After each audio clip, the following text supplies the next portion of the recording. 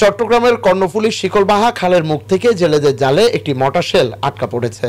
মঙ্গলবার বিকেল 3:30টার দিকে উপজেলার ব্লকপাড় এলাকার শিকলবাহা খালের মুখে স্থানীয় জেলে মাহবুব আলমের জালে এটি আটকা পড়ে। ঘটনার সত্যতা নিশ্চিত করেছেন কর্ণফুলী থানার ভারপ্রাপ্ত কর্মকর্তা মোহাম্মদ শরীফ। 120 মিলিমিটার লম্বা এই মর্টার শেল সক্রিয় এবং তাজা বলে ধারণা করা হচ্ছে। মর্টার শেলটি দেখতে স্থানীয়রা ভিড় জমাচ্ছেন। পুলিশ ও সেনাবাহিনী এটি নিরাপত্তায় নিতে দেখা যায়।